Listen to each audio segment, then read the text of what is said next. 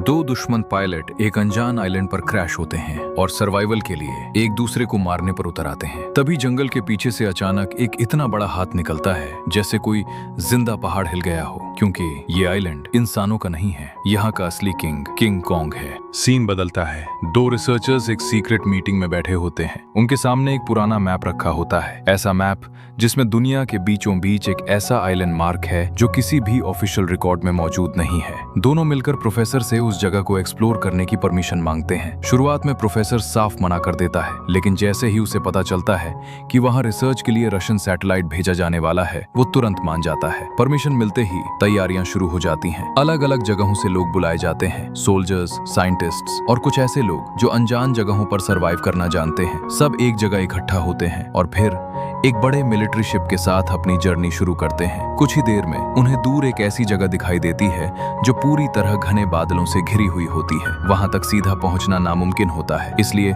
सब लोग हेलीकॉप्टर्स में बैठ जाते हैं। जैसे ही वे बादलों के अंदर एंटर करते हैं, विजिबिलिटी लगभग 0 हो जाती है। तेज हवाएं, कड़कती बिजली और चारों तरफ अंधेरा। लेकिन वे रुकते नहीं, क्योंकि अब वे अपनी मंजिल के बहुत करीब हैं। जैसे ही वे बादलों को पार करते हैं, उनके सामने एक हैरान कर देने वाला नजारा खुलता है। एक ऐसा आइलैंड जो बाहर से जितना खतरनाक लगता था, अंदर से उतना ही खूबसूरत है। घने हरे जंगल, ऊंची पहाड़ियां और बिल्कुल अनछुई प्रकृति। कुछ पल के लिए सब बस देखते रह जाते हैं, लेकिन तभी टेस्टिंग के नाम पर वे हेलीकॉप्टर से नीचे बम गिराना शुरू कर देते हैं। एक के बाद एक धमाके पूरे आइलैंड में गूंजने लगते हैं। जंगल के जानवर, हिरन और बाकी जीव डर के मारे इधर उधर भागने लगते हैं। हर तरफ अफरा तफरी मच जाती है और तभी अचानक एक उड़ता हुआ पेड़ आकर एक हेलीकॉप्टर से टकराता है और वो क्रैश हो जाता है। किसी को समझ नहीं आता ये हुआ क्या, लेकिन अब खतरा उनके बिल्कुल सामने है। अचानक एक विशालकाय दैत्य कॉन्ग सामने आ जाता है। पायलट उस पर गोलियां बरसाने लगते हैं, लेकिन कॉन्ग एक एक करके सारे हेलीकॉप्टर्स को चकनाचूर कर देता है। कुछ लोग जमीन पर भागने की कोशिश करते हैं, लेकिन कॉन्ग उन्हें भी नहीं छोड़ता। अफरा तफरी के बीच एक आदमी हवा में उछलकर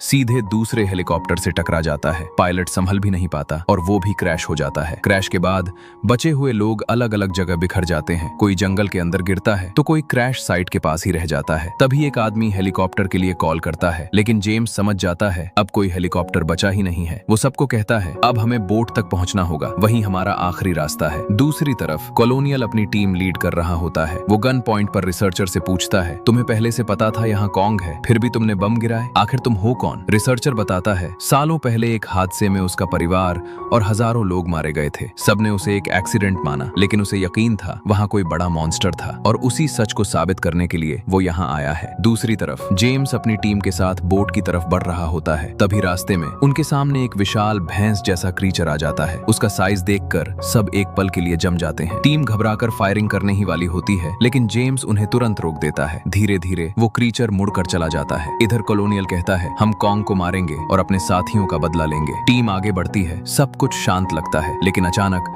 मकड़ी जैसे विशाल क्रीचर्स उन पर हमला कर देते हैं। कुछ लोग तुरंत मारे जाते हैं। बचने के लिए टीम फायरिंग शुरू कर देती है, लेकिन क्रीचर्स रुकते नहीं। आखिरकार वे उनकी टांगे काटकर उन्हें मार गिराते हैं। दूसरी टीम आगे बढ़ते हुए एक अजीब जगह पर पहुंचती है, जहां पुरानी रहस्यमयी इमारतें खड़ी होती हैं। सब हैरान रह जाते हैं। तभी एक लड़की फोटो लेने लगती है और अचानक एक लोकल लड़की उनके सामने आ जाती है। माहौल गर्म हो जाता है, लेकिन तभी एक बूढ़ा आदमी बीच में आ जाता है। वो बताता है कि वो सालों से इसी दिन का इंतजार कर रहा था कि कोई आए और उसे यहाँ से ले जाए। दरअसल वो एक पायलट है जो यहाँ फंस चुका है। सब लोग अपने हथियार नीचे कर देते हैं। उसी वक्त एक और पायलट दिखाया जाता है जो अकेला फंसा हुआ है और डर के मारे छिपा रहता है। तभी कॉन्ग आता है पानी पीने के लिए, लेकिन अचानक एक दूसरा मॉन्स्टर उस पर हमला कर देता है। कॉन्ग उसे कच्चा चबा लेता है। बूढ़ा आदमी टीम को लोकल गांव में ले जाता है, जहां वो बताता है कॉन्ग हमारे लिए भगवान जैसा है, वो हमें बचाता है। असल दुश्मन है छिपकली जैसे मॉन्स्टर्स जो जमीन के नीचे से आते हैं और सब कुछ नष्ट कर देते हैं। इसीलिए उनसे बचने के लिए वो लोग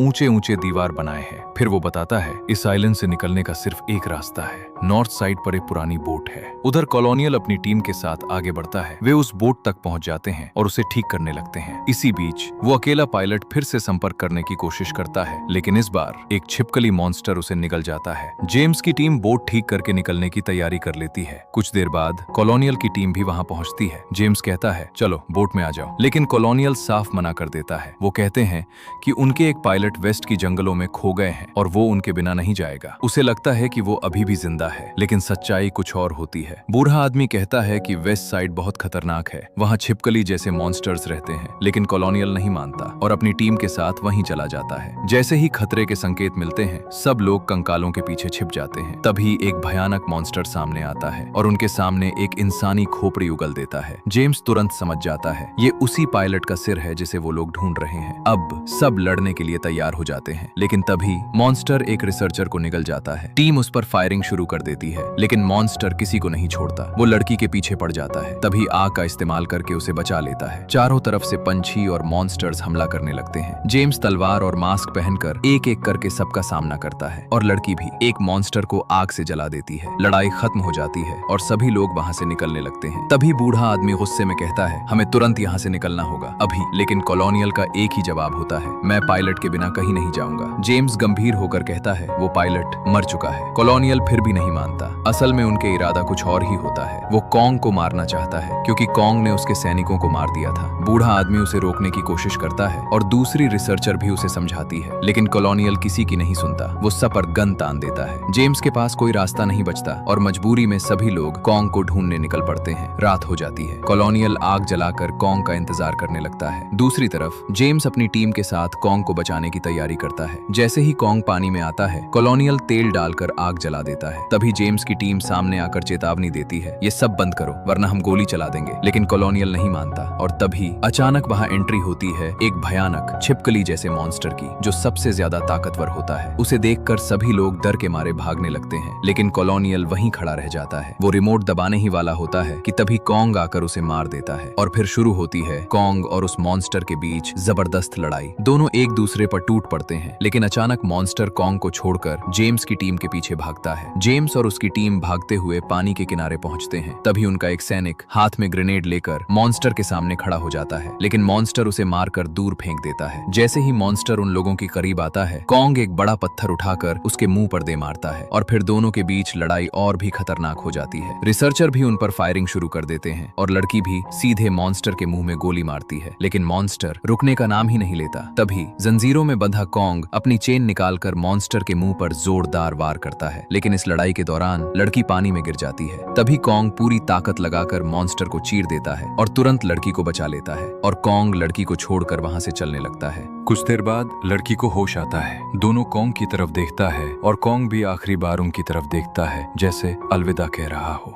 और फिर सभी लोग बोट में बैठकर वहां से निकल जाते हैं और कहानी खत्म हो जाती है।